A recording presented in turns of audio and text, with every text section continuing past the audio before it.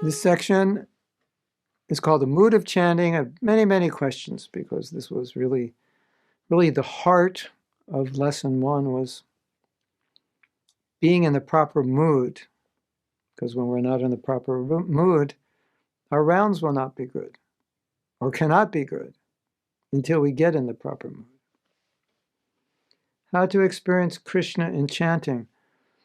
Prabhupada said you can experience Krishna in chanting. So I'm going to give a little kind of mystical answer, and I'm just going to say, allow yourself to feel Krishna. He's there. Just meditate on Krishna is here, and I'm not perceiving him as much as I would like to, or maybe I'm not perceiving him at all. Allow yourself to perceive him. Remind yourself while you're chanting that he's present. And allow yourself to feel him. He's present. How do you feel him? Well, you might feel him through the vibration, Hare Krishna, and you feel the vibration in your body, or you feel the vibration outside of you.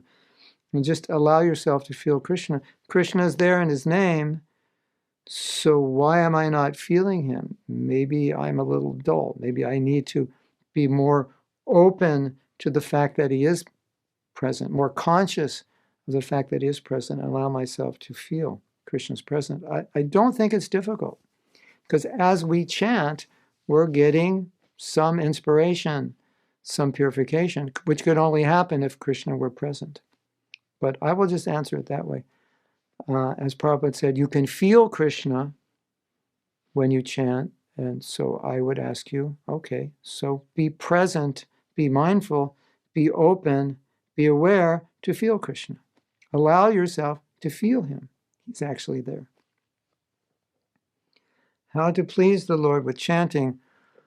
Well, in one sense, you can say he's pleased when you chant, but Jiva Goswami said chanting with sincerity is the most powerful, many, many times more powerful than any other form of chanting. And Prabhupada said, hear yourself chanting sincerely. And what do we mean by sincerity? Well, sincerity means to please Krishna without any motivation. Anyabhilashita shunyam. That's how Prabhupada defines sincerity. So, Krishna, I want to please you, and I want to please you with my chanting, and I want the result of this chanting to purify me so that I become more pleasing to you. So if that's your mood, if that's your intention, Krishna will be pleased by that. How do we know if we're making proper effort or not? Maybe we have to say that you're the only one who's going to know, that I can't give you a barometer exactly. But number one, are you making any of the 10 offenses? Are you making an effort to avoid them? Especially the inattention is where we're going to have a problem. Are you making an effort in your life to avoid offending devotees? Right? And that's another question. So I can feel energetically when I'm making an effort because I feel the energy I'm putting forward. You know, when you ever feel lazy, it's a lack of energy. But sometimes it's coming from the mind. It's not that your body doesn't have energy. Because I would say, can you help me with this? And you say, no, I can't. And I say, well, I'm going out to do this. Would you like to come? And you say, yeah, I'd love to. And then all of a sudden you have energy. So it's not always a physical thing. So you can monitor your mental energy. Well, how do you feel when you're chanting?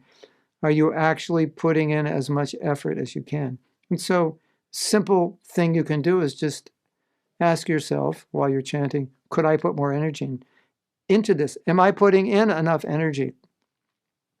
And if the answer is yes, I could put more energy into it, then you have your answer. If you say, no, I'm giving all the energy I can, I don't know what else I can do. I'm sitting straight, I'm concentrating, all my physical, mental energy is going. Then, good, that's the best you can do. You're trying your best to chant, you're trying your best to apply the best methods for chanting, you're trying your best to avoid the 10 offenses. You can't do better than your best. And if that's as good as it gets, then we have to be satisfied. This is the best that I can do now. Because Krishna doesn't always look at results, he looks at effort. So if you feel your effort is the best you can do, don't look at the result, because you may think, well, I'm not getting the result, but you're putting in the effort. So the effort is what's most important. That's what Krishna sees. because you can't control the result, but you can control the effort. The result's up to Krishna. You put in your effort. If he wants to give you reciprocation through the holy name, or he wants you to struggle a little more, okay.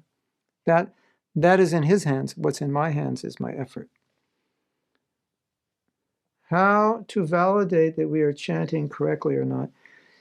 By experience, by taste, by satisfaction, by inspiration, by purification.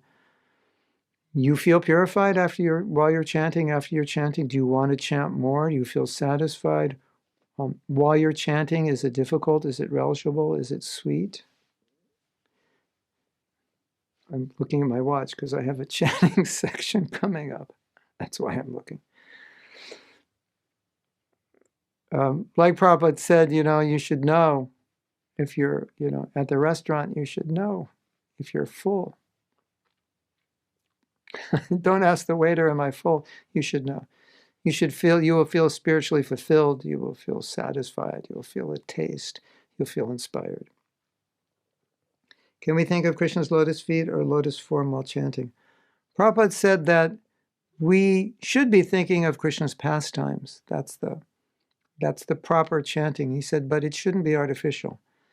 It shouldn't be like pastimes. Think of the pastimes. Think of the pastimes. Have 20 pictures of pastimes and you're magnifying glass, forcing yourself. It shouldn't be that way. It should be natural. Some devotees say that when they read more Bhagavatam, more Krishna book, they think naturally of the pastimes. So the form, the pastimes, the leelas. And the good news is that when you advance, you will not only see the pastimes, you will be in the pastimes.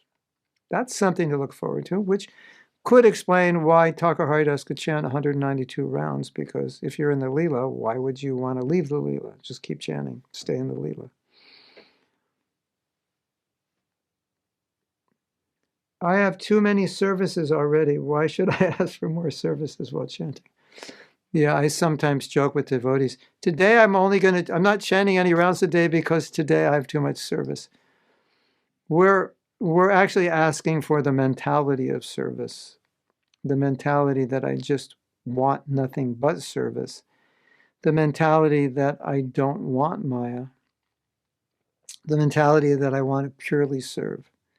So don't worry if you have too much service. You are fortunate, and don't worry that you will get more service if you chant purely, although I can't guarantee you won't get more. But don't worry about it. But the biggest worry is that the service will be done purely. So we're chanting that we can do that service purely. We're chanting for the strength to turn our back on Maya, to turn our back on temptation. We're chanting for the strength to discipline ourselves, to focus on Krishna consciousness, to focus on our service. That's what we're chanting for.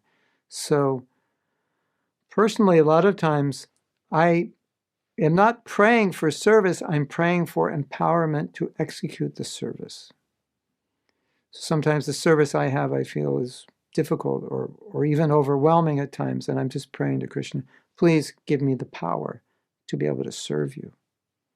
Empower me to do this. I don't feel qualified to do this service. So that's part of the mood of please engage me in your service. Are there some prayers that can help us prepare the mood? There are many prayers different acharyas have written on the holy name. So songs about the holy name. And some of those prayers may motivate you more than others. And I don't want to recommend any specific prayers because what motivates me may not motivate you. But there are so many prayers about the glories of the holy name. And I think you'll find some that will specifically inspire you. If you look for them, you'll find them. And there may be, an ashtaka, and one or two may especially inspire you. I can tell you a couple that inspire me. I believe this is Sanatana Goswami, who's maybe Sanatana Goswami. He said that the holy name is the greatest treasure, the greatest jewel in Krishna's treasure chest. And then he said the holy name is my life and soul. It's my greatest treasure, my greatest wealth. So that inspires me when I chant. I think this holy name is the greatest wealth I possess. It's not money, it's not fame, it's not possessions. None of that. Power. It said the holy name is the most valuable jewel. So if there's some prayer that just syncs with you, fantastic. 5th verse of Shishastakam, it really resonates with me. When I chant, I feel like I am fallen in this ocean and I can't get out. Only you, Krishna, can pull me out. Just get me out, get me out. Crazy mind, just get me out of this. And the 2nd verse, I have no taste. So much appreciation is there for the holy name, but I don't have any taste for it. It's just this paradox. I love that verse. And it's a prayer of appreciation. And then it comes to us, say, why am I not appreciating? There's so much to appreciate. Why am I not tasting it? So that resonates with me. So it's really up to you. Find that prayer that resonates with you, that motivates you. Anything for me that helps me call out to Krishna for help, or helps me appreciate the holy name, it's powerful. I feel sleepy while chanting. Probably you should stand up. If you're really, really tired, you should probably take a little nap. And as you progress in devotional service, as you get more of a taste, you'll find that even if you're sleepy, you'll stay awake because you're relishing it. So first you may have to do the physical. As you improve in your chanting, you'll find you can stay awake even when you're tired because you're relishing it. How can sound Mayak as the sound of Hare Krishna mantra is transcendental to the modes of material nature? Well, just think of seeing the deity. Does everyone who see the deity see Krishna? When we say the deity is transcendental, Krishna has been installed. It's not marbled anymore. But I might see marble because I have a marble-like heart. Krishna was present on the planet. Not everybody knew he was Krishna. So that's the idea. So specifically, Bhaktisiddhanta said, you're chanting the name of Krishna, so there's the material sound, whether it's marble or wood or metal or sound. It's sound. But unless there's a mood of devotion and service, you don't see it. You don't see it as Krishna. So just like when you see the deity with devotion or you've done a lot of service, you feel Krishna's presence. So Krishna is always there, but he's maybe not always there for you because you're not in the mood. So you're not approaching the name with devotion. It's like seeing the deity without any devotion. It's just a statue. When the heart is hard, then the name doesn't reveal itself. The deity doesn't reveal itself. That's the idea. My family is not supportive to chanting, so I feel scared every time I chant. How to overcome that? Probably don't chant around them and take it as Krishna testing you. Testing your sincerity, testing your faith. And if it's, difficulty, just don't let them. You just have to chant in a way that they don't see it, so they won't be bothered by it. And you won't be bothered by it. Is it okay to watch Mangal Arati on TV without sound while chanting? If it helps you. The answer is always going to be, does this help you become absorbed? And the last question, is it okay to listen to Prabhupada chanting or any Maharaj chanting on earphones while chanting? Yes, if it helps you. Some devotees it helps and some it doesn't. And Hare Krishna, I have to go now. Hopefully I answered these questions well enough for you.